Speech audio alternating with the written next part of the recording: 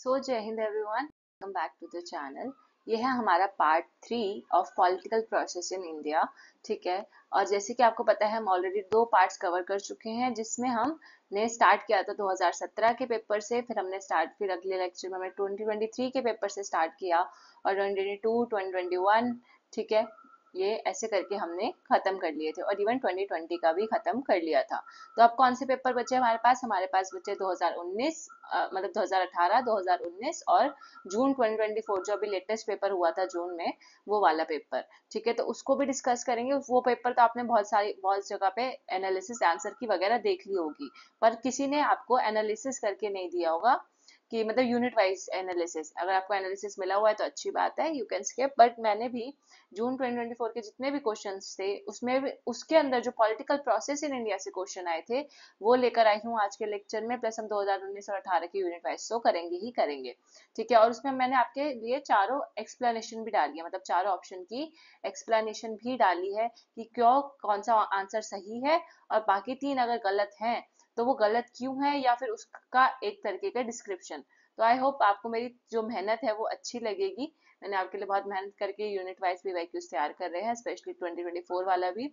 ठीक है, सो लेटेस्ट वाले सब कवर हो जाएगा और आपका यूनिट 8 होलिस्टिकली कवर हो जाएगा इस लेक्चर से। और बाकी उसके अलावा जो बचेंगे एक्स्ट्रा चीजें वो मैं आपको अलग से वीडियो बना के बता दूंगी। मतलब पीवाईक्यू के अलावा जो क्रोनोलॉजी वाले क्वेश्चंस आते हैं, मूवमेंट्स एंड ऑल, टाइम मिला तो हम वो भी कर लेंगे। तो ये है हमारा पॉलिटिकल प्रोसेस इन इंडिया का 18 जून का 2024 का पेपर। अब आपने ये पेपर सबने दिया होगा, आई होप सो। तो इसमें पूछा गया है विच लीग और society was formed in 1787 in Britain to oppose the slave trade. तो इनमें से कौन सी सोसाइटी बनी थी या लीग बनी थी, कब बनी थी? 1787 में। कहाँ बनी? ब्रिटेन में बनी। किस चीज के लिए बनी? स्लेव ट्रेड को खत्म करने के लिए। सो इनमें से कौन सी सोसाइटी थी? अब आंसर आप सबको ऑलमोस्ट सबको पता होगा, पर एक्सप्लेनेशन आपने अभी तक शायद ना पढ़ी हो। तो इसका जो करेक्ट आंसर है वो है अबॉलिशन सोसाइटी। तो अबॉलिशन से ही पता चल रहा है किसी चीज को अबॉलिश करना। तो किस चीज को अबॉलिश करने के लिए बनाई गई है? तो स्लेवरी सिस्टम को अबॉलिश करने के लिए बनाई गई है। अब इसका पढ़ते हैं एक्सप्लेनेशन। आई होप एक्सप्लेनेशन आपको अच्छा लगे। तो आंसर 3 हो गया। एक्सप्लेनेशन क्या है? सबसे पहले अब हमने जो 4 ऑप्शन आपके सामने देखे, ये 4 ऑप्शंस, ये चारों का मैं आपको एक्सप्लेनेशन बता देती हूँ। अबॉलिशन सोसाइटी क्या थी, क्यों बनी, कब बनी, वो हमने क्वेश्चन में ही देख लिया। अब बाकी 3 का एक्सप्लेनेशन और अबॉलिशन सोसाइटी का थोड़ा सा और एक्स्ट्रा पॉइंट्स, ताकि अगली बार इन चारों में से किसी से भी क्वेश्चन आए तो हमारा गलत ना हो। तो सबसे पहले हम बात करते हैं एंटी कॉर्न लॉ लीग की। ये क्या था? ये एक तरीके का ऐसा कैंपेन था जो कि क्यों किया गया था? टैक्स को कम करने के लिए। टैक्स किस पे लगाए जाते थे? कॉर्न एंड ओट्स पे टैक्स लगाए जाते थे। जो हिंदी मीडियम वाले हैं, कॉर्न मतलब भुट्टा और ओट्स मतलब, हम ओट्स को हिंदी में जई बोलते हैं। बाकी आप इसकी पिक्चर देख सकते हो गूगल पे आराम से कि क्या होता है ना। तो ये टैक्स इस पे कम करने के लिए ये एंटी कॉर्न लीग बनाई गई थी।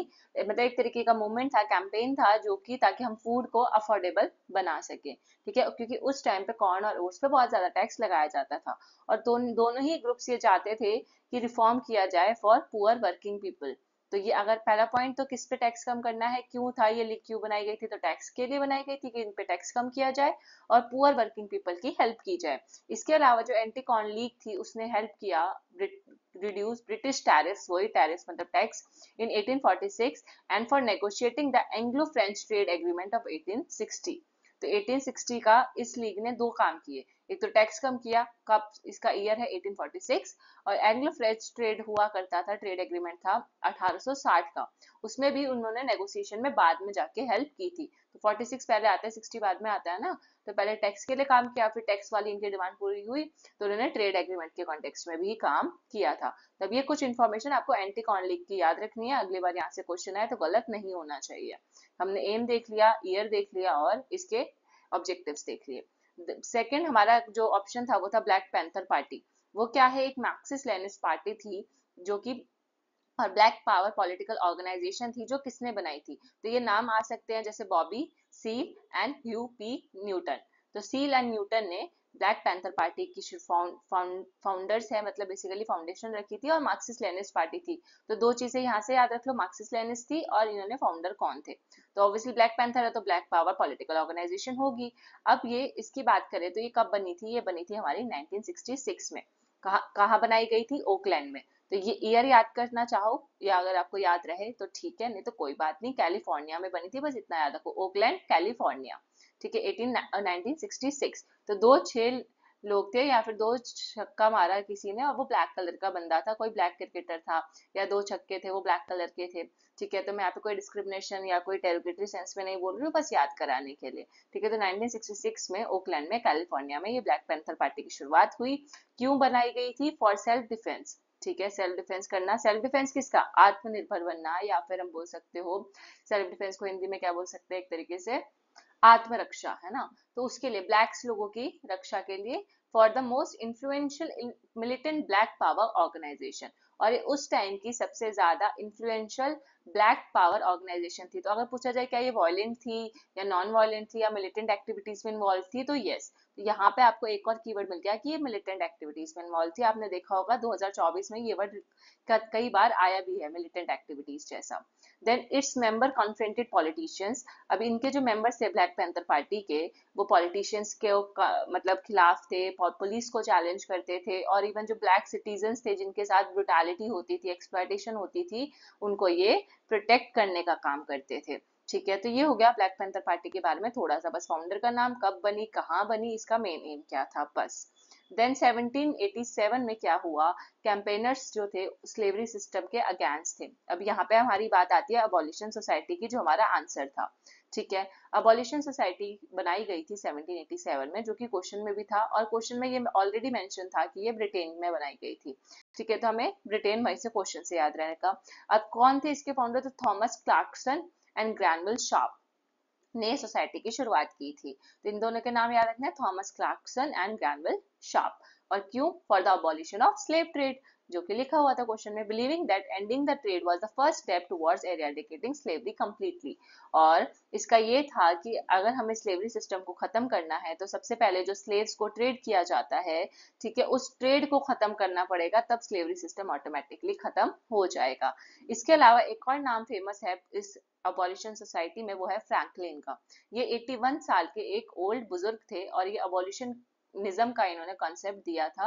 1785 से 1790 तक के बीच में ये कॉन्सेप्ट आया, और 1787 में क्योंकि आया था, तो इन यही थे फ्रैंकलिन जिन्होंने 1787 में ये बोला, ये प्रेसिडेंट बने किसके? फिलाडेल्फिया सोसाइटी के। क्यों बने? For the relief of free negroes, ठीक है, unlawfully.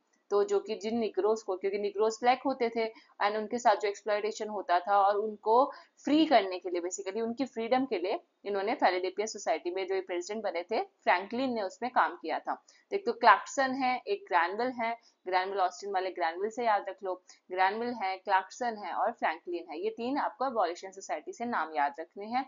And which was also referred to as abolition society। इसी को फिलाडेल्फिया सोसाइटी को ही abolition society भी बाद में बुलाया जाने लगा। अब इस बार abolition society वर्ड मेंशन है, अगली बार हो सकता है फिलाडेल्फिया सोसाइटी मेंशन हो, तो वो भी इसी के लिए काम करती थी, Philadelphia society for the relief of free negroes unlawfully, ये पूरा नाम था उसका, ठीक है। तो इसको आपको दो नाम भी याद हो गए।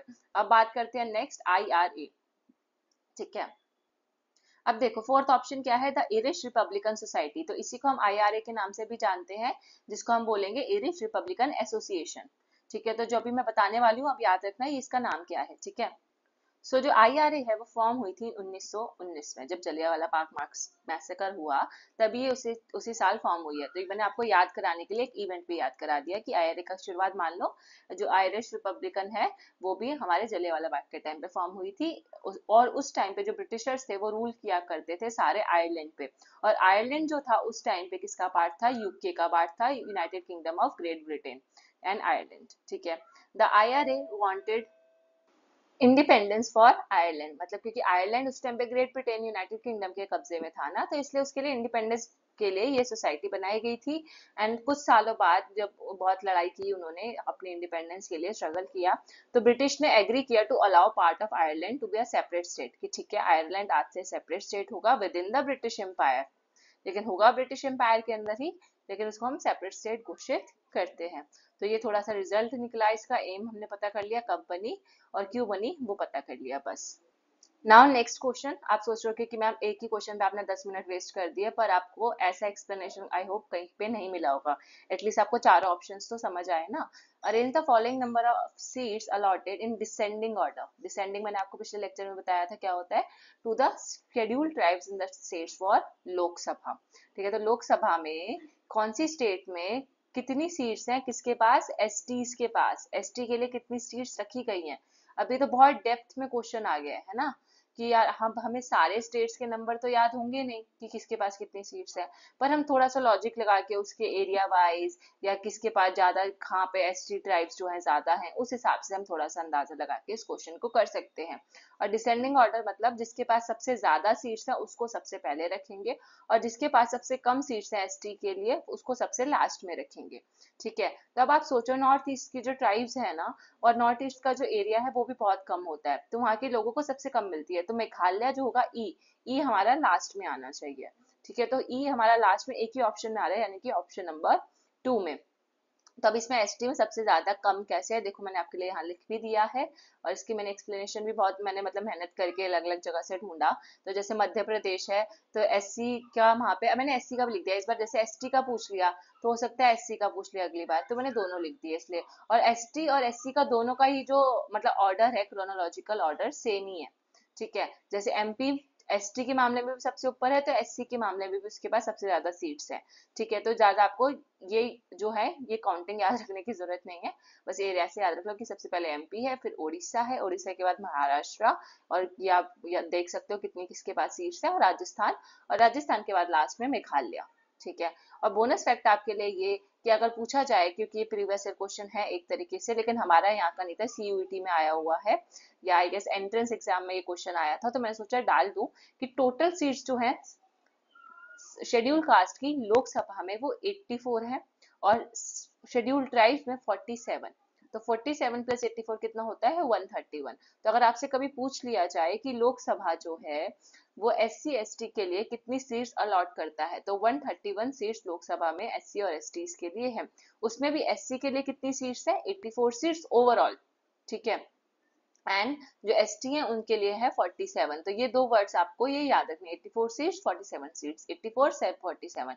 84 मतलब शेड्यूल कास्ट की सीट ज्यादा है, और 47 एसटी की कम है, तो 84 और 47। और यहाँ पे जो मैंने आई गेस मैंने मिस्टेक कर दी है एमपी वाला, जो अगर आप सोच रहे होगे, तो शायद मैंने यहाँ पे लोग टोटल सीट्स रख दी है इसकी बजाय, तो टोटल सीट्स नहीं है ये। ठीक है, यहाँ पे मतलब मैंने टोटल सीट्स लिख दिया है, यहाँ पे कोई और सीट्स नंबर आना था, कोई बात नहीं, आप चेक कर लेना। और ईयर तो वैसे भी मतलब ईयर कैरियर नंबर तो याद नहीं रखना ना, कितनी नंबर की सीट्स है, इतने तो इतने सारे स्टेट्स है हमारे, तो सबका तो याद रखेंगे नहीं। तो बस हाँ ये याद रखो कि पहले एमपी आएगा, फिर उड़ीसा, फिर महाराष्ट्र और फिर Rajasthan. So now next question है ये आपके लिए 7 करोड़ रुपए का क्वेश्चन। अब आपको बताना है इंटर स्टेट वाटर डिस्प्यूट्स जो होते हैं उसको क्रोनोलॉजी में लगाना है, कि Godavari, Mahanadi, Ravi and Beas water dispute tribunal, Kaveri water dispute tribunal and Mahadayi water dispute tribunal, कब कौन सा डिस्प्यूट फॉर्म हुआ। जो सबसे पहले फॉर्म हुआ आपको वो सबसे पहले रखना है। ठीक है, ऑप्शन में आपको अभी नहीं बता रही हूँ, आप खुद सोचो कि क्या होना चाहिए। ऑप्शन में आपको अगर मैं दिखा भी दूं, शायद ये नेक्स्ट पेज पे आ गए ऑप्शन, हाँ ये, तो ये है आपके सामने ऑप्शंस। ठीक है, तो आप थोड़ा सा वीडियो पॉज करके आप देख सकते हो आगे पीछे करके कि क्या होना चाहिए आंसर। तो करेक्ट आंसर उसका है आंसर नंबर 4। अब कैसे, मैंने आपके लिए यहाँ पे ईयर भी मेंशन कर दिए हैं, तो हम याद भी कर लेते हैं। यहीं पे गोदावरी आएगा सबसे पहले, ए, गोदावरी डिस्प्यूट हुआ था 1969 में। ठीक है, रावी एंड ब्यास वाला हुआ था 1986 में, कावेरी जो हुआ 1990 में, महाद्याई पहले आएगा और फिर महानदी बाद में आएगा। ठीक है, तो द्याई पहले और नदी पहले। तो अगर आपको ये याद भी रह जाए ना, तो ये एक साथ ऐसे पता है कैसे याद रख सकते हो, जैसे डिक्शनरी में होता है ना, डिक्शनरी में जो पहला वर्ड आता है उसको पहले रखते हैं, डिक्शनरी में अल्फाबेटिकल ऑर्डर में होता है, तो वैसे महा तो यहाँ तक तो सेम है, और डी पहले आता है और एन बाद में आता है, तो इन्होंने उस हिसाब से रख दिया, वैसे आप याद रख लो। और ये सबसे लेटेस्ट वाले है, तो ये आपको याद भी होने चाहिए कि कौन सा ट्रिब्यूनल कब बना है। जैसे महाद्याई जो है दयाबेन वाला, वो 2010 में बना है, तारक मेहता में दया आती थी ना, तो दयाई यानी दया ऐसे करके कुछ, या सीआईडी वाला दया, तो 2010 में। ठीक है, और 2018 नदी जो आई हमारी नदी, और नदी देखो ऐसे चलती है, देखो ऐसे जा रही है, ऐसे ऐसे ऐसे नदी अपना रास्ता बनाती है, और फिर नदी अगर आगे कोई पत्थर आ गया फिर वो ऐसे ऐसे ऐसे ऐसे घूम जाती है, तो ये क्या बन रहा है, एट बन रहा है। ऐसे ऐसे नदी गई और ऐसे ऐसे घूम गई, तो नदी जो है एट में, यानी कि 2018।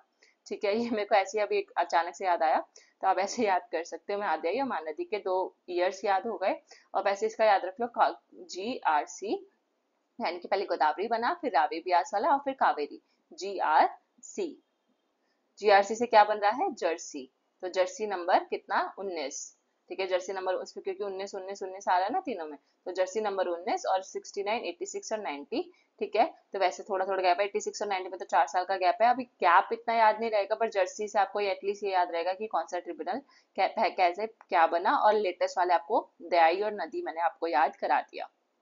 नाउ नेक्स्ट क्वेश्चन, ये भी पॉलिटिकल प्रोसेस इन इंडिया से क्वेश्चन आया था 2024 के पेपर में। लिस्ट 1 सीएम था और दूसरी तरफ थे हमारे स्टेट्स। तो सीएम की बात करें तो कर्पूरी ठाकुर, राम नरेश यादव, रवि शंकर शुक्ला और प्रेम कुमार धूमल। और यहाँ पे उनकी स्टेट हिमाचल प्रदेश, मध्य प्रदेश, बिहार और यूपी। और ये आपके सामने 4 ऑप्शंस है, आप देख लो, पॉज करके आंसर सोच सकते हो। सो the correct answer is option number 2, ए का 3। ठीक है, कर्पूरी ठाकर आपको पता है बिहार के सीएम रह चुके हैं, ये फॉर्मर सीएम है बेसिकली, नॉट करंट सीएम। ठीक है, एंड देन राम नरेश यादव। राम नरेश यादव है हमारे यूपी के। तो यादव जो होते हैं ना, जैसे यादव कास्ट होती है या यादव सरनेम वाले लोग अगर आपके दोस्त हैं, तो आपको ज्यादातर वो यूपी के मिलेंगे। और ठाकुर साहब बिहार के, ऐसे याद कर सकते हो। मतलब ट्रिक बता रही हूँ याद करने की। यादव साहब यूपी के हो गए, ठाकुर साहब सरनेम है, ठाकुर बिहार का ठाकुर है। ठीक है, शुक्ला साहब कहाँ के है, वही रविशंकर शुक्ला, वो है हमारे मध्य प्रदेश के।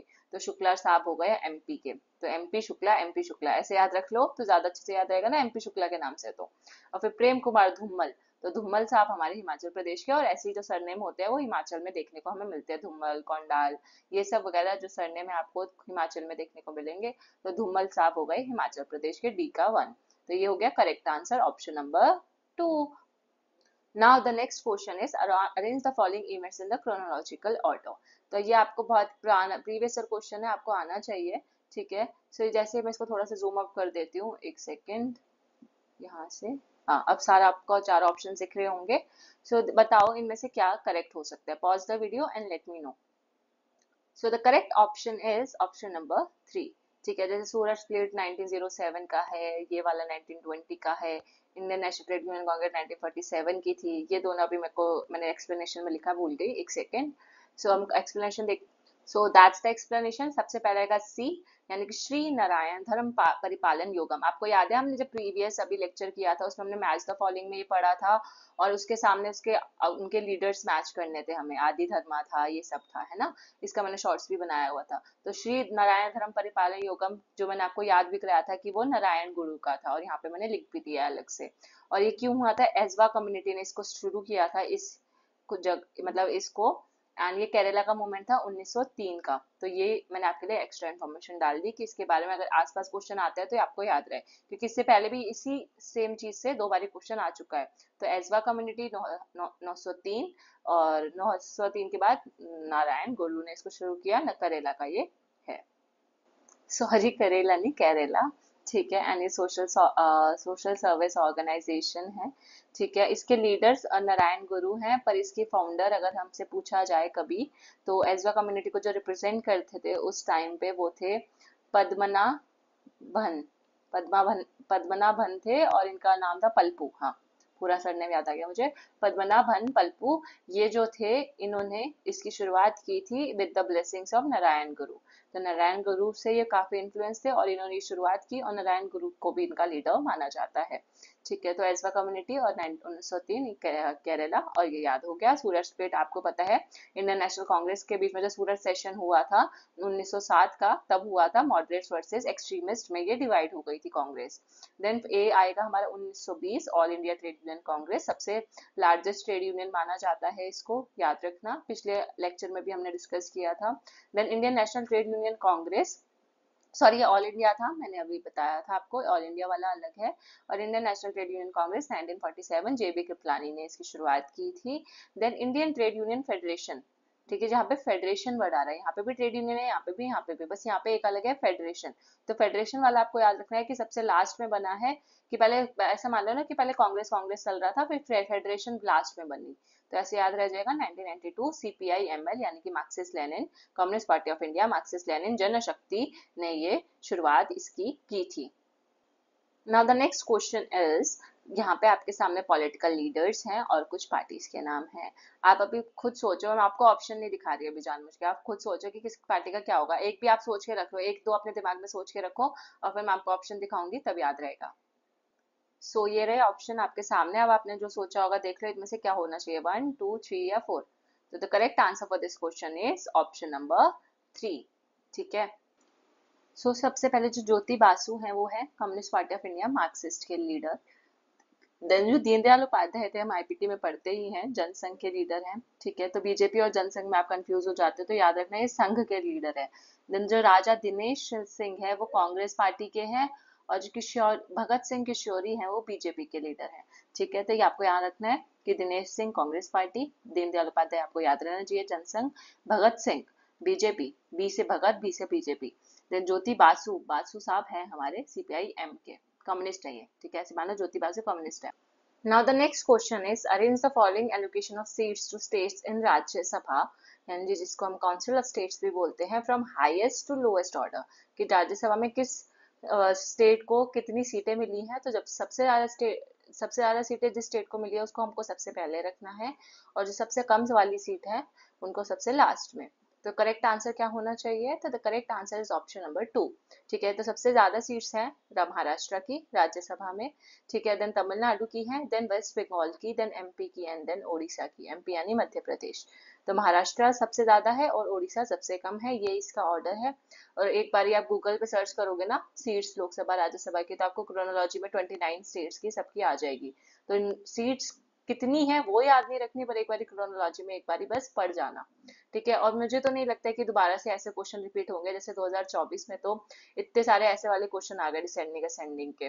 बट आई डोंट थिंक कि बाद में भी सेम वो यही गलती करेंगे कि भाई 2024 में दे दिए तो बच्चे अब सारे यही पढ़ के आएंगे, तो हम दोबारा भी ये ऐसे ही क्वेश्चन देंगे, तो बहुत कम चांसेस है। ठीक है, तो घबराना मत, हो जाए तो ठीक है, नहीं तो बस इतने ही क्वेश्चन जितने मैं प्रैक्टिस करा रही हूँ उतने कर लो। नाउ नेक्स्ट क्वेश्चन, इनमें से ऐसा कौन सा ईयर था जब कांग्रेस पार्टी जो थी वो उन्होंने half of the states opposition में अपना मतलब लूज कर गई थी। ठीक है, मतलब आधे स्टेट वो गवा चुकी थी, लेकिन ऐसा था कि कांग्रेस पार्टी जीती थी, डोमिनेंट थी उस टाइम पे, वो इलेक्शन जीती थी, लेकिन आधे से ज्यादा आधे स्टेट्स में वो हार चुकी थी स्टेट अपोजिशन की वजह से, क्योंकि वहां पे गठबंधन की सरकार बनी थी, कोalition बना था। ठीक है, क्योंकि बहुत सारी पार्टीज ऐसी थी, छोटी छोटी पार्टीज, क्योंकि वो अकेले तो जीत नहीं पा रही थी, तो उन्होंने क्या किया, उन्होंने बहुत सारी पार्टीज एक साथ आ गई और कांग्रेस के अगेंस्ट हो गई। यहाँ पे एक तरफ कांग्रेस है और एक तरफ बाकी बहुत सारी पार्टीज ने मिलकर एक बड़ी पार्टी बना ली थी।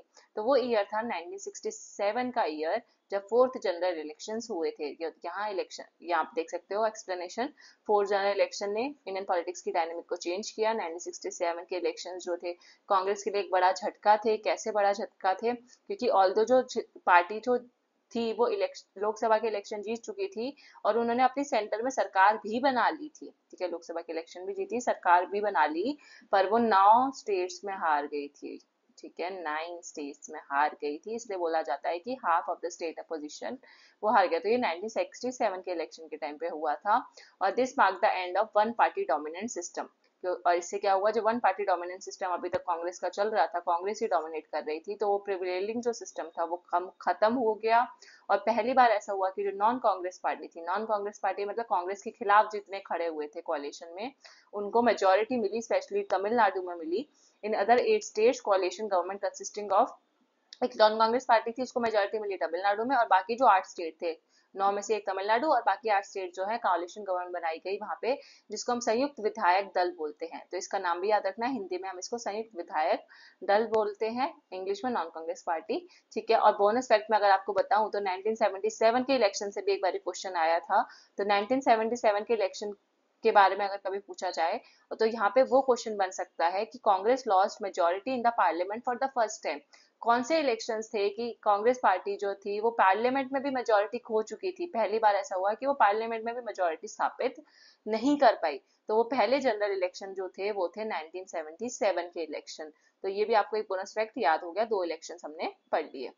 वैसे ये topic political institution in India वाला जो चैप्टर है उसमें भी आ सकता है, लेकिन पॉलिटिकल प्रोसेस की तरफ इसका ज्यादा झुकाव है, इसलिए मैंने इस क्वेश्चन को पॉलिटिकल प्रोसेस इन इंडिया के पर्सपेक्टिव से रखा है, क्योंकि इसमें हम रिप्रेजेंटेशन, पार्टिसिपेशन और पार्टीज की पार्टी एंड पार्टी सिस्टम की हम बात करते हैं, किसमें, पॉलिटिकल प्रोसेस वाले चैप्टर में। अब जो ये वाला क्वेश्चन है ये भी हमारा पॉलिटिकल प्रोसेस है, क्योंकि ये स्टेट्स के बारे में बता रहा है, और इकोनॉमिक जो और ग्लोबलाइजेशन इकोनॉमिक पर्सपेक्टिव जो है ज्यादातर हमारे पॉलिटिकल प्रोसेस का पार्ट होते हैं। तो द क्लासिकल मर्केंटाइलिस्ट स्ट्रेटेजी जो हमने अपनाई थी, एम उसका एम क्या था, स्टेट्स को क्या बनाना। तो ये जो स्ट्रैटेजी थी इसका एम था स्टेट्स को वेल्दी बनाना, पावरफुल बनाना, प्रेस्टिजियस रखना, सब एक्सपोर्ट को बढ़ाना, ठीक है, और या इस यहाँ पे लिखा है इम्पोर्ट को कम करना, सॉरी इम्पोर्ट एक्सपोर्ट को कम करना और इम्पोर्ट्स को बढ़ाना। तो इनमें से क्या होना चाहिए। सो ये रहे आपके सामने चार ऑप्शन। अगर हम इसमें सिर्फ ई ऑप्शन को एलिमिनेट कर दें तो हमारा आंसर ऑटोमेटिकली ऑप्शन नंबर 3 निकल कर आता है, यानी कि जो मर्केंटाइलिस्ट स्ट्रैटेजी थी उसमें वेल्थ की बात थी, पावर की बात थी, प्रेस्टीज की बात थी, और हमें बोला गया था कि इंडिया के एक्सपोर्ट को बढ़ाना है। तो क्या हम एक्सपोर्ट बढ़ाएंगे, बाकी कंट्रीज में अपना सामान बेचेंगे तो हमारे पास क्या आएगा, पैसा आएगा। लेकिन यहाँ पे उल्टा लिखा है कि एक्सपोर्ट को कम करेंगे, ठीक है, मतलब अपनी कंट्री के लिए बचा कर रखेंगे, बाहर बेचेंगे ही नहीं, और इम्पोर्ट ज्यादा करेंगे, मतलब इम्पोर्ट यानी कि बाहर से सामान मंगवाएंगे जैसा ब्रिटिशर्स किया करते थे। तो ये तो नेगेटिव पॉइंट हो गया, तो ई गलत हो जाएगा। Option number 3 is correct. Then यहाँ पे इसकी एक्सप्लेनेशन की जरूरत नहीं है, बस एक स्ट्रैटेजी है, उसके कुछ आंसर्स है, बस याद रख लेना। देन यहाँ पे हमारी बुक्स एंड ऑथर्स आ जाते हैं। सबसे इजी क्वेश्चन लगा मुझे ये वैसे तो, क्योंकि इसमें एक ही ऑप्शन था जिसमें ग्रैनवल ऑस्टिन की बुक थी, चाहे हमने बाकी तीनों के नाम नहीं सुने, वीपी मेनन तो चलो फेमस है ही। तो ग्रैनवल ऑस्टिन का corner stone of a nation सबने सुना हुआ है। एंड बी का 4 एक ही ऑप्शन में था जो कि हमारा था ऑप्शन नंबर 3 यहाँ पे। तो ये हमारा करेक्ट आंसर था। पर अगर मान लो कि अगर ग्रैनवल ऑस्टिन इस क्वेश्चन में नहीं दे रखा होता और यहाँ पे भी किसी और अननोन थिंकर का या कोई एक्स्ट्रा मतलब यूनिक ऑथर का नाम दे रखा होता, तो आप क्या करते, तब मुश्किल हो जाता ना। तो हमें तो सारा याद करना है, इन तीनों की भी बुक्स याद रखनी है, ताकि अगली बार इनमें से कोई क्वेश्चन बन जाए तो हमें याद रहे। तो पहले सबसे पहले हम देखते हैं framing of India's constitution a study. ठीक है, तो ये जो है शिवा राव की है, ठीक है ये बुक। तो हम जैसे मान लो जो एक शिव जी है, शिव जी का हमने एक फ्रेम तैयार किया, एक फ्रेम लेकर आए हम अपने घर में पूजा करने के लिए शिव जी का, शिवा का, ठीक है। तो फ्रेमिंग ऑफ इंडियन कॉन्स्टिट्यूशन हो गई हमारी शिवा राव की। ये cornerstone of nation easy book है, याद है सबको। Transfer of power in India VP Menon किया, ये भी फेमस बुक है। जिन्होंने अगर जम्मू कश्मीर पढ़ा होगा कभी या मास्टर्स वगैरह में, तो ट्रांसफर ऑफ पावर्स में वीपी मेनन का बहुत बड़ा रोल था। तो इसके लिए कोई ट्रिक नहीं है। बाकी हाँ, ये कश्मीर और study in India Pakistan relation, ये है सिसिर के गुप्ता की। अब कश्मीर वर्ड जब हम लिखते हैं और सिसिर वर्ड जब हम लिखते हैं तो दोनों में लास्ट में आई आर आ रहा है ना, आई आर आई आर। और कश्मीर अगर हम यहाँ पे के लगा देते हैं, कश्मीर जैसा ही साउंड करेगा थोड़ा थोड़ा। तो सिसिर और कश्मीर, सिसिर कश्मीर, तो ये दोनों एक जैसे राइम कर गए। तो कश्मीर वाली बुक है सिसिर के गुप्ता की। अब यहाँ पे लोकसभा के स्पीकर्स हैं और हमें इसको क्रोनोलॉजिकल ऑर्डर में लगाना है।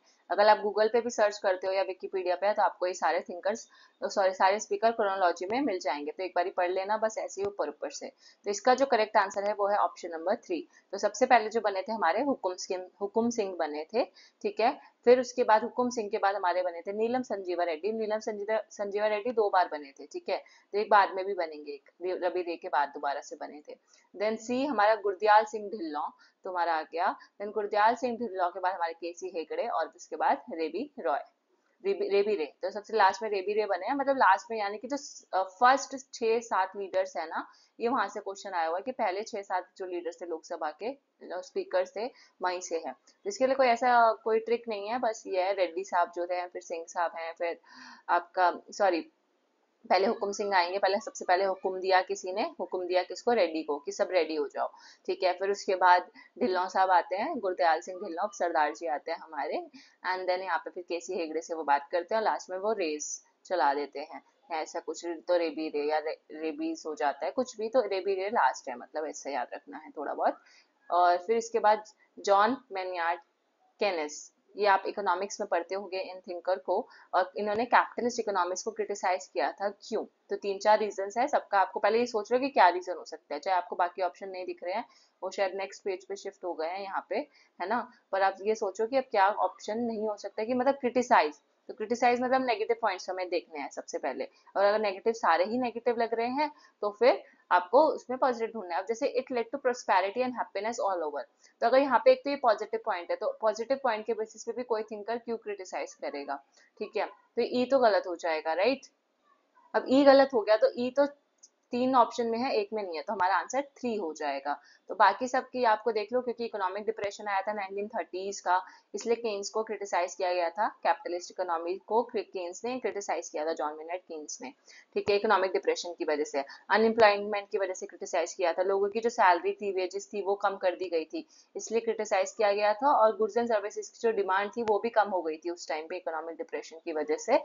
तो ये भी सही, तो ये इन 4 बेसिस पे क्रिटिसाइज किया जाएगा। अब यहाँ पे किसी और का नाम ये होता ना, यहाँ पे विशाली भाटिया भी लिखा होता, तब भी यही आंसर होता। क्यों? क्योंकि यहाँ पे पॉजिटिव पॉइंट है, और पॉजिटिव पॉइंट को कोई भी क्रिटिसाइज नहीं करता, ठीक है। Then arrange the following in the chronological order. तो क्रोनोलॉजिकल ऑर्डर में ये सारे एक्ट्स हैं, और कुछ एट शेड्यूल में कुछ बातें हैं। तो वैसे तो ये अगर क्वेश्चन देखा जाए तो पॉलिटिकल इंस्टीट्यूशंस में हम अमेंडमेंट्स वगैरह पढ़ते हैं और एक्ट्स पढ़ते हैं, लेकिन ये वाला जो क्वेश्चन है वो पॉलिटिकल प्रोसेस में ही काउंट होगा, क्योंकि एक्ट्स वाली या जो रीऑर्गेनाइजेशन ऑफ स्टेट्स है ना, एक टॉपिक है हमारा रीऑर्गेनाइजेशन ऑफ स्टेट्स। किसमें है ये topic? Political process in India unit 8 में। तो उसी से रिलेटेड ये क्वेश्चन है। आप बताओ क्या आंसर होना चाहिए। और वैसे भी काफी सारे टॉपिक्स ऐसे हैं जो पॉलिटिकल प्रोसेस और पॉलिटिकल इंस्टीट्यूशन में सेम सेम से लगते हैं, है ना। तो क्या करेक्ट आंसर होना चाहिए? इसका करेक्ट आंसर है ऑप्शन नंबर 3। तो इसका एक्सप्लेनेशन देख लेते हैं एक बार। तो जैसे कि यहाँ पे एक्सप्लेनेशन में अगर देखें, Konkani added in 8 schedule 71st amendment act बनाया गया था 1992 का, उसके तहत कोंकणी को ऐड किया गया था। वैसे ही सिंधी जो है वो 62 अमेंडमेंट के एक्ट के तहत ऐड की गई थी, और आप अपनी ऑफिशियल लैंग्वेजेस देख सकते हो कि कौन कौन सी कब ऐड हुई थी। तो कोंकणी के साथ 2 लैंग्वेजेस और ऐड हुई थी, अब आपको वो कमेंट सेक्शन में बतानी है कि कौन सा और ऐड हुई थी। Then Madhya Pradesh reorganisation act 2000 का था, छत्तीसगढ़ के लिए, मतलब एमपी से मध्य प्रदेश से छत्तीसगढ़ को निकाला गया। तो जब छत्तीसगढ़ हमें बनाना था तो हमने कौन सा एक्ट लेकर आए थे? Madhya Pradesh reorganisation act 2000। तो पहले 1992 आया, फिर 2000, फिर पौंडीचेरी वाला ऑल्टरेशन ऑफ नेम एक्ट 2006 में आया, जिसको ये क्यों बनाया गया था? ताकि नाम बदलना था, पहले हम पौंडीचेरी बोलते थे, अब हम पुडुचेरी बोलते हैं। तो ये जो नाम बदला गया है इसके लिए एक एक्ट आया 2006 में। वैसे ही ओडिशा ओडिशा था पहले, अब ओडिशा हो गया है, तो वो 2011 के एक्ट से हुआ था। और 2014 में आपको पता है आंध्र प्रदेश रीऑर्गेनाइजेशन एक्ट, ये तो फेमस एक्ट है जब तेलंगाना को एज ए सेपरेट स्टेट बनाया गया था। अब ये अलग से पीडीएफ है, तो मैंने लास्ट में ये डाल दिया। तो पीडीएफ आपको, वैसे तो मैं अभी पूरा पीडीएफ प्रिपेयर कर रही हूँ, और शायद ये पीडीएफ पेड रहेगा, ठीक है। सो मतलब ये वाला क्या पूरा जितना, क्योंकि इसमें हम यूनिट वाइज सारा 10 के 10 यूनिट्स होंगे, है ना। तो जब भी अवेलेबल होगा आपको इसका लिंक जो है डिस्क्रिप्शन में मिल जाएगा, ठीक है। अगर आपको लिंक डिस्क्रिप्शन में दिख रहा है इसका मतलब वो पीडीएफ अवेलेबल हो चुका है। अब अगर अभी नहीं दिख रहा, इसका मतलब अभी मैंने वो वीडियो, मतलब अभी पीडीएफ पूरी तरीके से नहीं बनाया है, ठीक है। अभी सिर्फ पॉलिटिकल प्रोसेस का काफी हद तक काम हो गया है, बाकी 10 यूनिट्स का भी हो गया है, लेकिन उसमें एडिटिंग काफी सारी बाकी है। देन अब बात करते हैं 2019 जून का पेपर, 2024 खत्म। अब ये है term ABCD is primarily associated with which one of the following. तो ABCD टर्म हम किस चीज के लिए यूज करते हैं? अपने पॉलिटिकल कॉन्टेक्स्ट में। सो ये बेसिकली इंडिपेंडेंस के टाइम की बात है, जब पार्टीशन वगैरह हो रहा था और ये सारी चीजें डिसाइड हो रही थी। तो ये इसका करेक्ट आंसर है फॉर्मेशन ऑफ स्टेट्स। अगर आपने क्वेश्चन सॉल्व किया हुआ है तो अच्छी बात है, नहीं तो हम पढ़ लो, एक्सप्लेनेशन भी देख लेते हैं। ABCD है क्या भाई? ABCD मतलब एनीबॉडी कैन डांस, ये वो नहीं है, ठीक है। तो at the time of adoption of constitution of India, तो इंडिया का जब कॉन्स्टिट्यूशन हमने अडॉप्ट किया तो इंडिया को हमने क्या बोला? यूनियन ऑफ स्टेट्स बोला।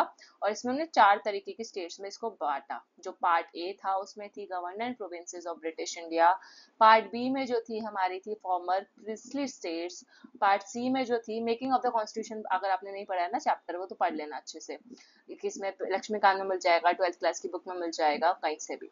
Part C states include the former chief commissioner provinces, और कुछ प्रिंसली स्टेट्स भी थी पार्ट सी में। और पार्ट डी में सिर्फ एक था, अंडमान एंड निकोबार आइलैंड। तो ये ABCD की बात यहाँ हो रही थी।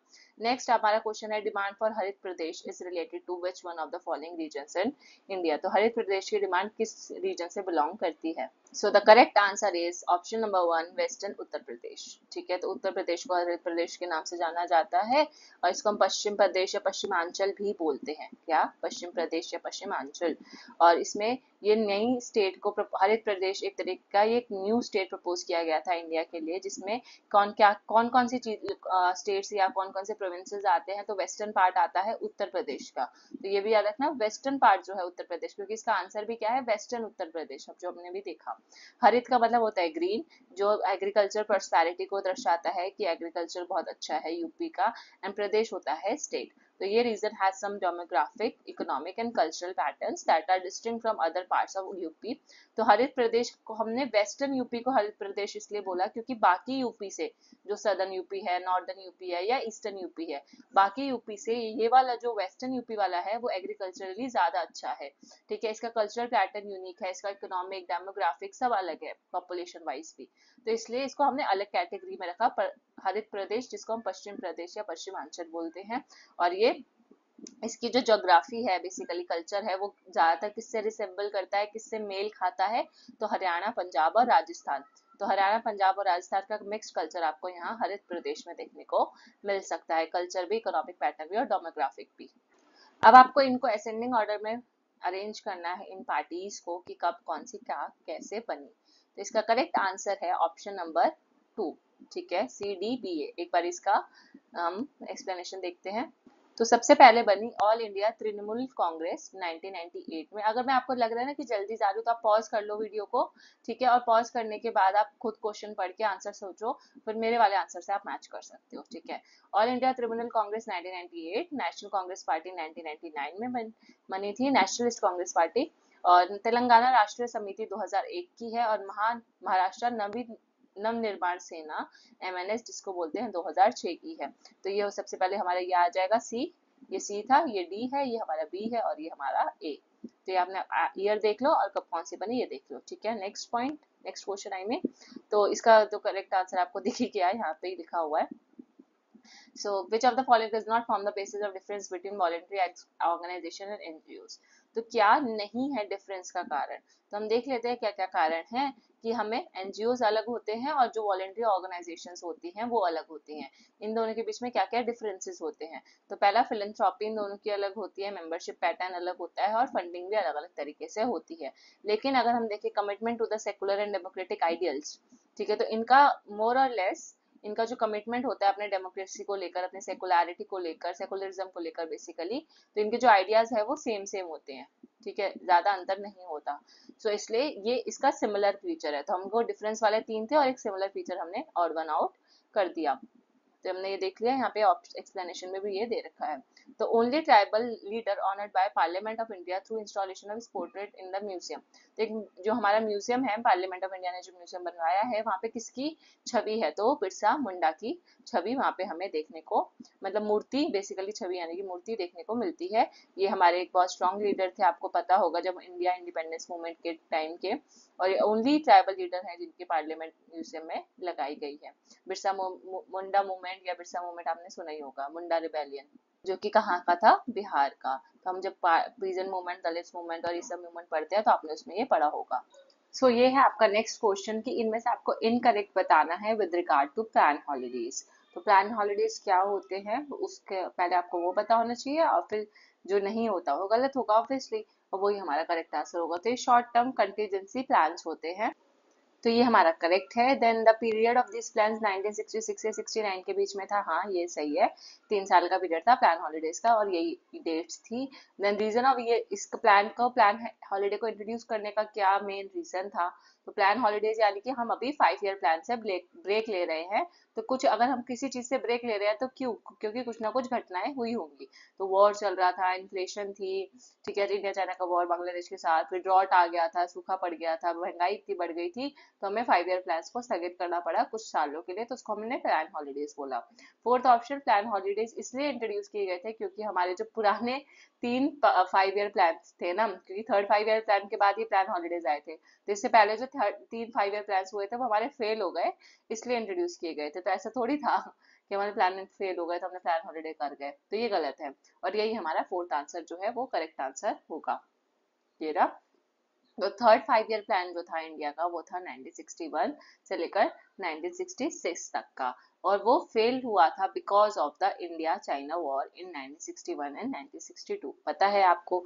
फिर इंडिया पाकिस्तान वॉर 65-66 ये भी पता है, और फिर फेमाइन आया था, अकाल पड़ गया था 65 से 66 के बीच में। तो ये इन तीनों कारणों की वजह से जो हमारा थर्ड 5 ईयर प्लान था वो फेल हो गया था। यहाँ पे लिखा है ऑल थ्री, ठीक है, कि हमारे पुराने तीनों फेल हो गए, नहीं, सिर्फ थर्ड वाला फेल हुआ था, इसलिए फिर हमने प्लान हॉलीडेज इंट्रोड्यूस किए थे। अगर यहाँ पे लिखा होता ना कि failure of third 5 year plan की वजह से कहीं ना कहीं हमें प्लान हॉलीडेज आए, तब ये सही होता। ठीक है, फिर इसके आगे देखते 66 से लेकर 69 के बीच में 3 एनुअल प्लान्स लॉन्च किए गए, मतलब एनुअल, एक 66 का एनुअल प्लान, फिर 67 में एक और एनुअल प्लान आया, और फिर 67 में, फिर 68 में, और फिर 69 में। तो ये 3 एनुअल प्लान्स लॉन्च किए गए थे अलग अलग। एनुअल मतलब होता है 1 साल का, है ना। Were launched as a short term contingency plan, तो ये शॉर्ट टर्म कंटीजेंसी प्लान थे, यहाँ पे टर्न ना आगे, यहाँ पे एम होगा। शॉर्ट टर्म कंटीजेंसी प्लान था, this is known as plan holiday, इसको हम प्लान हॉलीडे बोलते हैं। और फोर्थ 5 ईयर प्लान को हमने अबंडन कर दिया था, स्थगित कर दिया था कुछ समय के लिए, कि अभी हम फोर्थ 5 ईयर प्लान नहीं लाएंगे, क्योंकि ड्रॉट और इन्फ्लेशन की सिचुएशन चल रही थी, वॉर वाला भी चल रहा था, जैसे ये 2 वॉर्स चल रहे थे, तो इन सब कारणों की वजह से। अब से आप इसको याद रखना।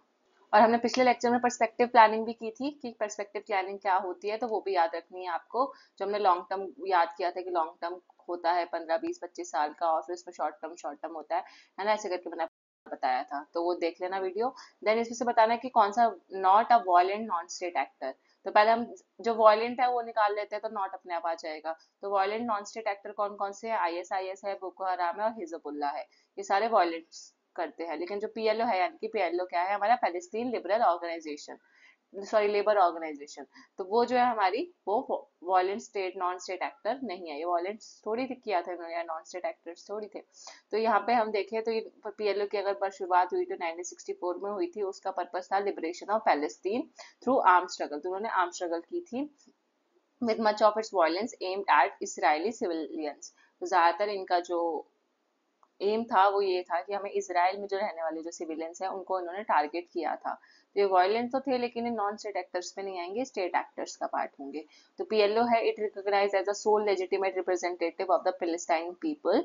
और PLO सिर्फ एक लौता ऐसा ऑर्गेनाइजेशन था जो कि पैलेस्टीन लोगों की डिमांड्स को आगे रख रहा था, बाय ओवर 100 स्टेट्स।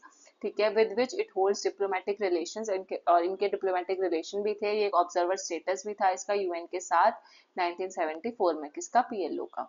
ठीक है, ये हमने एक्सप्लेनेशन देखी। देन ओ शिट, आपको आंसर दिख गया, कोई बात नहीं। The poor are poor not because what they do not have, but because of the what they can not do. Who said this? तो ये आपको दिख ही गया obviously, answer number 2, Amartya Sen.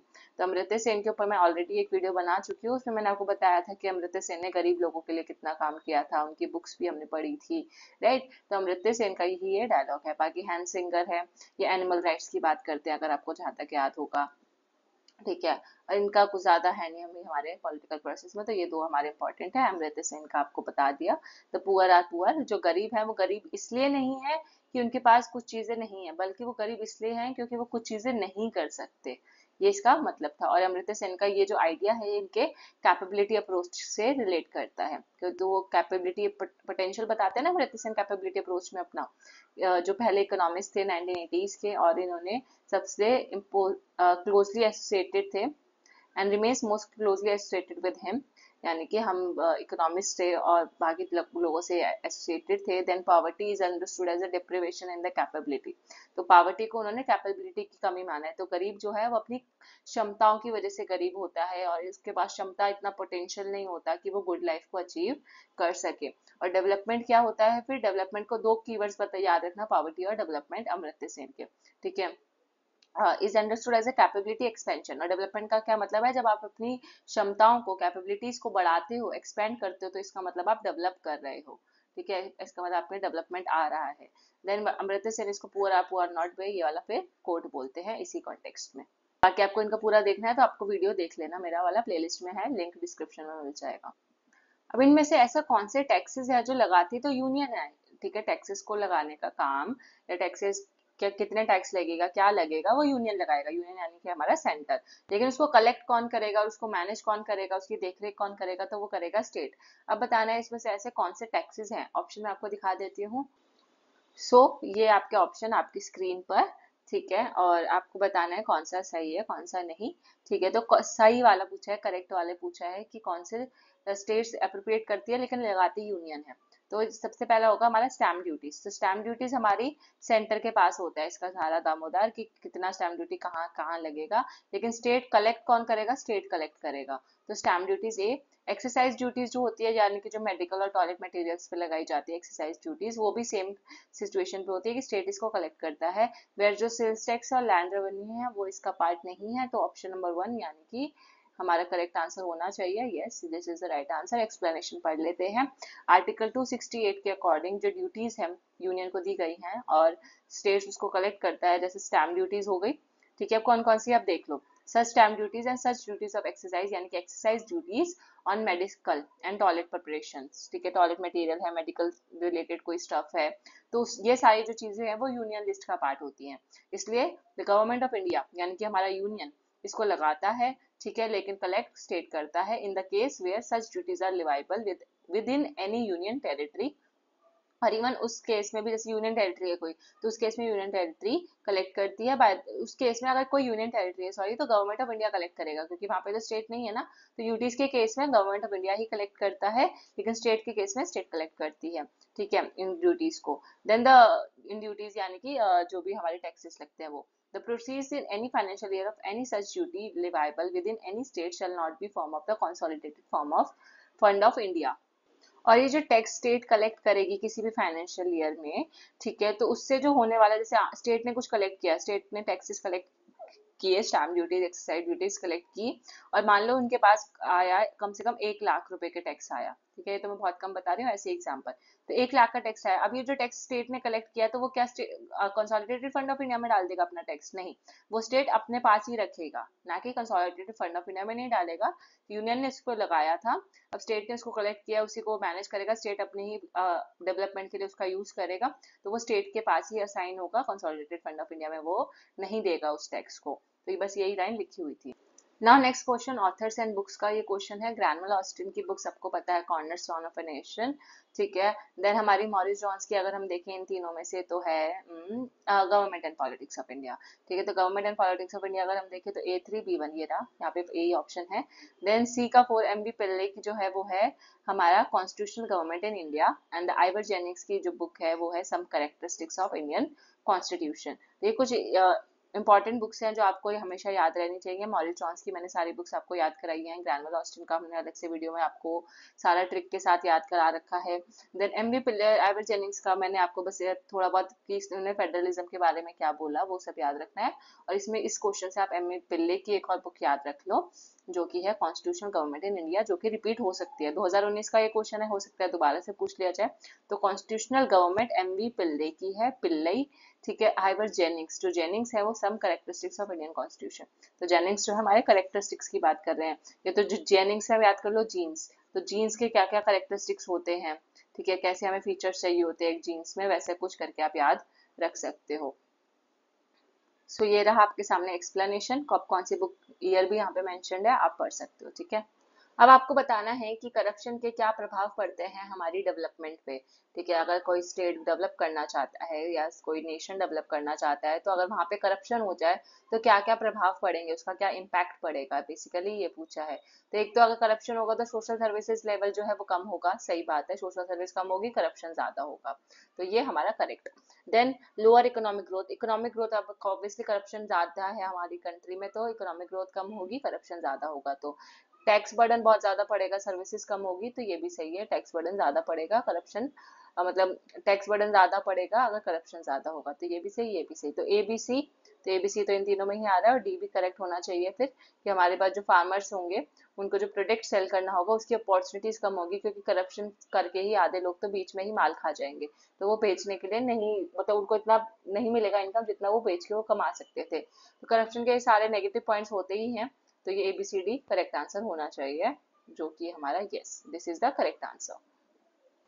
अब आपको बताना है नेशनल ह्यूमन राइट्स कमीशन जो है कौन सी मिनिस्ट्री के अंडर आता है, कौन सी इसकी नोडल मिनिस्ट्री है जो नेशनल ह्यूमन राइट्स कमीशन जिसके अंडर आता है। तो इसका जो करेक्ट आंसर होना चाहिए वो है कौन, आप बताओ, पॉज कर लो वीडियो। तो करेक्ट आंसर है option number 3, ministry of home affairs. So ये रहा इसका एक्सप्लेनेशन। कब बनी थी ये? 12 अक्टूबर 1993 में। तो ईयर भी कितनी बार आ रखा है, तो आपको ईयर भी याद रखना है, एनएचआरसी 1993। अब आ जाते हैं 2019 के दिसंबर के क्वेश्चन। अभी तक हमने सिर्फ जून के क्वेश्चन करे थे, तो उसके बाद 2018 के भी करेंगे, थोड़ा सा टाइम और बस। Which one of the following is not a function of political parties? तो पॉलिटिकल पार्टीज का इनमें से क्या फंक्शन नहीं है? Socialisation and recruitment, interest articulation, interest aggregation है, रूल एडजुडिकेशन। सो इसका जो करेक्ट आंसर है वो है ऑप्शन नंबर 4, क्योंकि रूल एडजुडिकेशन कौन करता है? पॉलिटिकल पार्टीज थोड़ी करती हैं, जुडिशरी करती है ना। जुडिशरी यानी हमारे courts, supreme court, high court, ये सारे कोर्ट्स। तो ये होगा इसका। तो ये अगर इसको ऑड वन आउट करें तो बाकी तीन आपको याद रखना है कि पॉलिटिकल पार्टीज के क्या क्या फीचर्स होते हैं, और ये बहुत रिपीटेड पीवाईक्यू है, तो इसको भी आप स्टार मार्क कर लेना। ठीक है, interest articulation, interest aggregation, socialisation and recruitment भी पॉलिटिकल पार्टीज का काम है, और ये मैंने बता दिया, क्यों गलत है वो भी बता दिया। ठीक है, और रूल मेकिंग किसका होता है? रूल मेकिंग लेजिस्लेचर करता है, रूल एप्लीकेशन कौन करता है? हमारा एग्जीक्यूटिव। बेसिकली ये जो क्वेश्चन है आपको याद होगा, अगर एल्मेंड एंड कॉलमैन का पॉलिटिकल सिस्टम है ना, तो एल्मेंड एंड कॉलमैन ने 7 फंक्शंस ऑफ पॉलिटिकल सिस्टम दिए थे। तो ये क्वेश्चन तो है, हम वैसे कंपैरेटिव पॉलिटिक्स में भी पढ़ सकते हैं और पॉलिटिकल प्रोसेस में भी पढ़ सकते हैं, क्योंकि पॉलिटिकल प्रोसेस में पॉलिटिकल पार्टीज पढ़ते ही पढ़ते हैं, राइट? तो दोनों में आ सकता है। तो आपको इनपुट आउटपुट फंक्शंस याद होंगे कि उन्होंने इनपुट फंक्शंस दिए थे 4, और 3 आउटपुट फंक्शन दिए थे जो यहाँ पे मेंशन है, रूल मेकिंग, ठीक है, रूल मेकिंग, रूल एप्लीकेशन और रूल एडजुडिकेशन। ये कौन से आउटपुट फंक्शन है, सॉरी। और ये socialisation, recruitment, interest articulation, interest aggregation, ये जो 3 लिखे हुए हैं ये इनपुट फंक्शन है किसके? पॉलिटिकल सिस्टम के, एल्मेंड एंड कॉलमैन के। और चौथा कौन सा था? तो जो फोर्थ फंक्शन उन्होंने बताया था इनपुट फंक्शन में, वो था हमारा पॉलिटिकल कम्युनिकेशन, है ना। तो ये हमें इनपुट आउटपुट फंक्शन भी याद रखना है, इनका मॉडल याद रखना है, और बाकी आपको मैंने याद बता करा ही दिया। अब जो ग्लोबलाइजेशन वाला टॉपिक है वो भी हमारे पॉलिटिकल प्रोसेस का पार्ट है। यहाँ पे इनकरेक्ट स्टेटमेंट बताना है ग्लोबलाइजेशन के बारे में। तो ग्लोबलाइजेशन का मतलब होता है इंटरनेशनलाइजेशन ऑफ इकोनॉमी। जब हम अपनी इकोनॉमी को इंटरनेशनल स्तर पे ओपन करते हैं तो ग्लोबलाइजेशन बोलते हैं, तो ये सही है। Then globalisation give emphasise on market economy. Yes, globalisation में मार्केट इकोनॉमी की बात करते हैं। ग्लोबलाइजेशन जो है इंटरनेशनल इंस्टीट्यूशंस की बात करता है कि क्यों?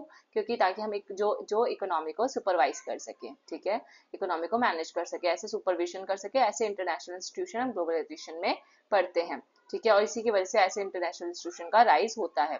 तो ये भी सही है। और इनकरेक्ट पूछा है तो ऑब्वियसली फोर्थ वाला इनकरेक्ट होगा, क्योंकि इसमें लिखा है tends to perpetuate parochial culture, क्योंकि जब ग्लोबलाइजेशन होता है तो पैरोकियल कल्चर आता है। अब आपको याद होगा एल्मेंड एंड वर्बा ने पॉलिटिकल कल्चर की बात की थी, जिसमें उन्होंने सब्जेक्ट कल्चर, पैरोकियल कल्चर और पार्टिसिपेटरी कल्चर बताया था। तो वैसे ही, और आपको याद है कि पैरोकियल कल्चर क्या होता है? जहाँ पे लोगों को मतलब पैसिव सिटीजन्स होते हैं बेसिकली, और लोगों को सरकार से कोई लेना देना नहीं होता, उन्हें पता भी नहीं होता सरकार में कौन क्या काम कर रहा है, नथिंग।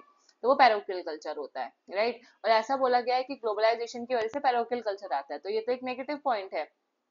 बल्कि ग्लोबलाइजेशन की वजह से तो अवेयरनेस बढ़ती है हमारी दूसरी गवर्नमेंट्स को भी लेकर, तो ये गलत होना चाहिए। सो अब इसका एक्सप्लेनेशन पढ़ लेते हैं। जैसे कि मैंने आपको बताया कि ग्लोबलाइजेशन तो हमें कल्चरली मिंगल करने में हेल्प करता है, सारे कल्चरों से जोड़ता है, ना कि उससे अलग करता है, जो कि पैरोकियल कल्चर होता है। ठीक है, तो वो नेगेटिव पॉइंट था। और एक ऐसा प्रोसेस है जिसमें हम क्या करते हैं? इंटीग्रेशन करते हैं of markets in the international economy. Then ये तो इजी पॉइंट है, that it leads to the integration of local and national economies into a international market. Then हम क्या करते हैं इसमें? अपने जो लोकल और नेशनल इकोनॉमीज है उसको इंटरनेशनल मार्केट के साथ जोड़ते हैं। जैसे इंडिया की जो मार्केट है उसको हमने वर्ल्ड लेवल पे बाकी लोगों के साथ जोड़ा, ट्रेड वगैरह की। देन यहाँ पे बात करें 4 बेसिक एस्पेक्ट्स ऑफ ग्लोबलाइजेशन। तो पहला जो एस्पेक्ट है वो है, सबसे पहला ये हो गया हमारा ट्रेड एंड ट्रांजैक्शन।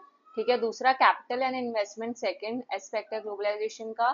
तीसरा माइग्रेशन, और चौथा है हमारा movement of people and the dissemination of knowledge. Sorry, तीसरा ये पूरा एक ही है, migration and movement of people third है, and the fourth one is dissemination of knowledge, की नॉलेज को बाकी जगहों तक पहुंचाना।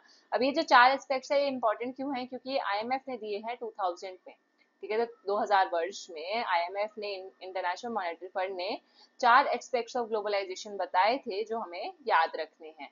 ठीक है, तो ये चारों एस्पेक्ट्स कभी भी पूछे जा सकते हैं, ऑड वन आउट करने के लिए बोल देगा, या इनकरेक्ट पूछ लेगा, या कौन से करेक्ट है, मल्टीपल ऑप्शंस वाले ऑप्शन दे सकता है। तो ट्रेड, फिर कैपिटल, फिर माइग्रेशन यानी कि मूवमेंट ऑफ पीपल हो गया, और नॉलेज का डिसेमिनेशन मतलब विस्तार। Then 3 main areas of globalisation कौन कौन से हैं? तो एक तो कल्चरल कॉन्टेक्स्ट में हम ग्लोबलाइजेशन को बोलते हैं cultural globalisation, economic globalisation and political globalisation.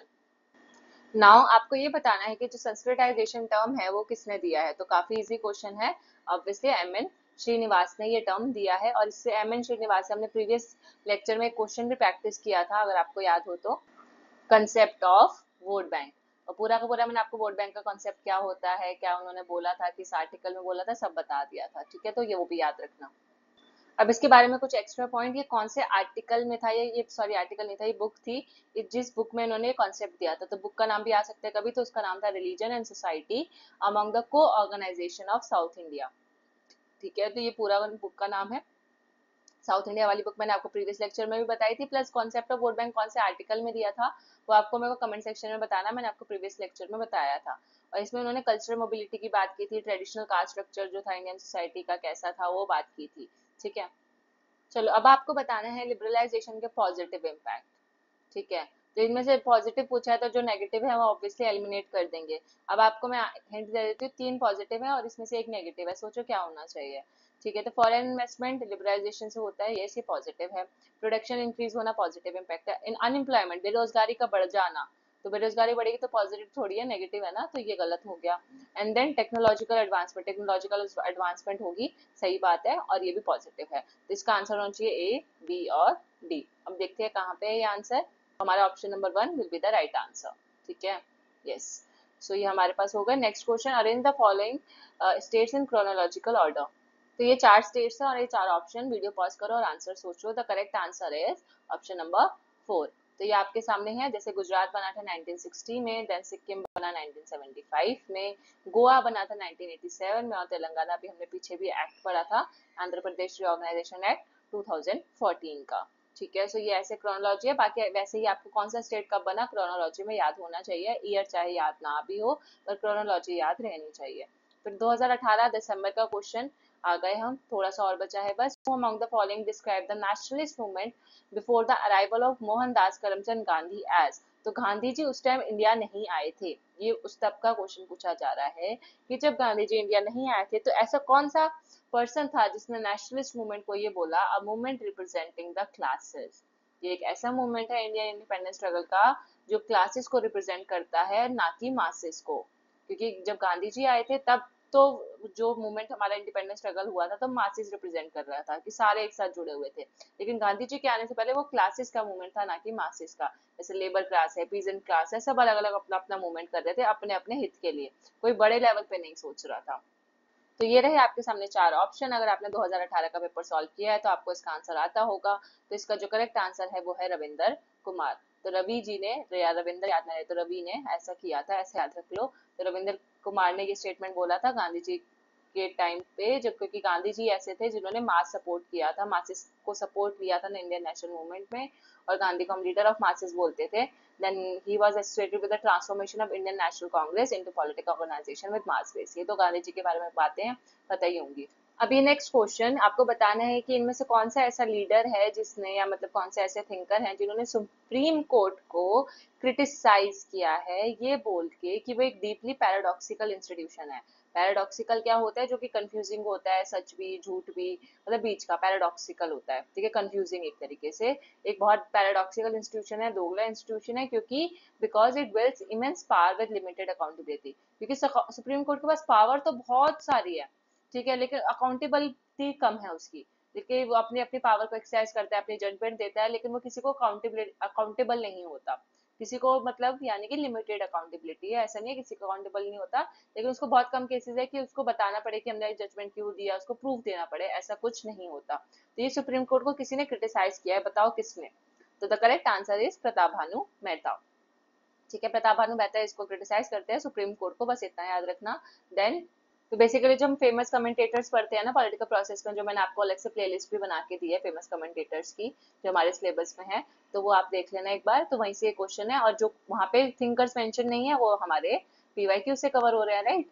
तो यहाँ पे अगर हम देखें तो लास्ट में ये वही सेम लाइन है, और यहाँ पे लिखा हुआ है सेंटर फॉर पॉलिसी रिसर्च के ये प्रेसिडेंट रह चुके हैं प्रताप भानु मेहता, आपने नाम सुना होगा। और इसको ये बोलते हैं कि supreme court is facing its worst crisis of credibility since the emergency. तो पहले अभी ये कोर्ट आ रखा है, ये वाला कोर्ट आया है, ठीक है, इमेंस पावर और पैराडॉक्सिकल इंस्टीट्यूशन। हो सकता है प्रधानमंत्री का अगली बार ये कोट आ जाए कि किसने बोला था कि सुप्रीम कोर्ट जो है एक worst crisis of credibility face कर रहा है, तो मतलब बिल्कुल भी क्रेडिबल नहीं है, जब से इमरजेंसी के टाइम से ही सुप्रीम कोर्ट जो है खराब हो चुका है, वर्स्ट क्राइसिस में है। नाउ बुक्स एंड ऑथर से आपको सोचने की जरूरत नहीं, अगर एक दो ऑप्शन आते हैं तो पॉज करके सोच लो। मैं बता देती हूँ, मायरन वीनर आपको सबको पता है, हमारे हैं यहाँ इंडियन पैराडॉक्स। मैंने आपको बताया भी था कि क्यों पैराडॉक्सिकल बोला गया या कैसे कैसे हमने स्टोरी पढ़ी थी, माई वीनर, ठीक है, तो मायरन वीनर, डॉक्टर वीनर से हमने याद किया था पूरा, तो देख लेना। देन रजनी कोठारी है। रजनी कोठारी का कांग्रेस सिस्टम ऑब्वियसली फेमस है, जिसमें उन्होंने पार्टीज ऑफ प्रेशर और पार्टीज ऑफ कंसेंसस बताया है, वन डोमिनेंट पार्टी सिस्टम बताया है, वगैरह वगैरह। देन सुहास पालशिका। सुहास पालशिका जो है वो बात करते हैं पोस्ट कांग्रेस पॉलिटी की, तो इसका सी का हो जाएगा हमारा 4। तो पोस्ट कांग्रेस पॉलिटी, सुहास पालशिकर, पालशिकर पालशिकर ऐसे करके 2-3 बारी पढ़ो, याद रह जाएगा। Polity Palshikar, polity polity Palshikar, post polity, ठीक है, तो पोस्ट भी पॉलिटी और पैल, तो ऐसे करके कुछ, ठीक है, पैल पोल ऐसे करके कुछ, या पोस्ट जो भी। योगेंद्र यादव के थर्ड डेमोक्रेटिक अपस्टार्ट, जिनकी फेमस बुक है, योगेंद्र यादव पॉलिटिकल साइंस के प्रोफेसर भी हैं, कांग्रेस पार्टी से भी बिलोंग करते हैं, तो Yogendra Yadav third democratic upsurge. Swaraj India इनकी पार्टी है, ठीक है। और एक और बुक में इसकी याद करा देती हूँ, आ सकती है कभी, जो कि है मेकिंग सेंस ऑफ, मतलब आ रखी है तभी आपको बता रही हूँ, making sense of Indian democracy. पढ़ा होगा आपने इस बुक का नाम कहीं ना कहीं, है ना, तो ये भी योगेंद्र यादव की ही बुक है, कभी आ जाए तो याद रखना, making sense of Indian democracy, और पूरा नाम इसका है थ्योरी इन प्रैक्टिस, ठीक है, थ्योरी इन प्रैक्टिस, ये पूरा नाम है, तो ये 2 बुक्स होनी चाहिए याद। सो ये आपके सामने रहा एक्सप्लेनेशन, मैंने आपको सारी याद करा दिया, done. Now the next question is, और हमारा लास्ट क्वेश्चन है मोस्ट प्रोबेबली, मतलब 2018 में 2-4 क्वेश्चन ही आए थे पॉलिटिकल प्रोसेस से, मुश्किल से 3, बस 3-4 क्वेश्चन जो हमने पढ़े बस यही पॉलिटिकल प्रोसेस से थे, बाकी दूसरे यूनिट से थे, ठीक है। वेयर जो 2024 में अगर हम देखें तो इसकी वेटेज कम से कम 11-12 क्वेश्चन की है, ठीक है, तो कभी वेटेज बढ़ जाती है, कभी बहुत कम हो जाती है। तो पहला स्टेट क्या था इंडिपेंडेंट इंडिया में, जिसमें government was formed after engineering splits and defection, तो कौन से स्टेट ऐसा था जहाँ पे इंजीनियरिंग स्प्लिट्स हुए, डिफेक्शंस हुए, आयरम गैरम वाली चीजें हुई, और पहला स्टेट बना वो इंडिपेंडेंट इंडिया का। तो वो कौन सा स्टेट था जो कब बना, जहाँ पे सरकार तब बनी जब इंजीनियरिंग स्प्लिट्स और डिफेक्शन हुआ, तो वो था हमारा मद्रास। क्योंकि मद्रास में क्या हुआ था, मद्रास जब लेजिस्लेटिव असेंबली इलेक्शन हुए थे 1952 के, तो कोई भी सिंगल पार्टी को मेजोरिटी नहीं मिली थी, कोई इकलौती अकेली पार्टी नहीं थी जो मेजोरिटी बनी हो जिसकी, और वो इंडिपेंडेंट सरकार नहीं बना पाए, तो उस टाइम पे तो सी राजगोपालाचारी थे कांग्रेस के, वो चीफ मिनिस्टर बने after the series of realignments among various political parties and independents. तो अब अलग अलग पॉलिटिकल पार्टी साथ में आई, अलग अलग इंडिपेंडेंट लीडर साथ में आए, फिर उन्होंने राजगोपालाचारी को सीएम बनाया, और तब जाके मद्रास में सरकार बनी। सो ये था हमारा last question. Thank you so much for watching. I hope आपको ये वीडियो अच्छा लगा होगा, अच्छा लगा तो please do like share and subscribe the channel. अगर आपको एक्सप्लेनेशन अच्छी लग रही है तो प्लीज जरूर से बताना, ताकि मैं और भी यूनिट वाइज पीवाईक्यू लेकर आऊँ। अगर इस पर अच्छा रिस्पॉन्स आया, एटलीस्ट 50% लोगों ने भी बोला in support in comment section, तो I will bring other unit as well. Otherwise हम ये सीरीज यहीं रोक देंगे, आगे यूनिट वाइज प्रैक्टिस नहीं करेंगे अगर अच्छा नहीं लगा, या फिर ज्यादा रिस्पॉन्स अच्छा नहीं आया तो, ठीक है। सो लेट्स सी कि कौन कमेंट करता है, कौन कैसे अप्रिशिएट कर रहा है। और बाकी हमारा पॉलिटिकल प्रोसेस यूनिट 8 खत्म हो चुका है, सारे हमने 2017 से लेकर और 2024 तक हमने सारे क्वेश्चन प्रैक्टिस कर लिए। सो मिलते हैं नेक्स्ट लेक्चर में, तब तक के लिए टेक केयर, बाय बाय।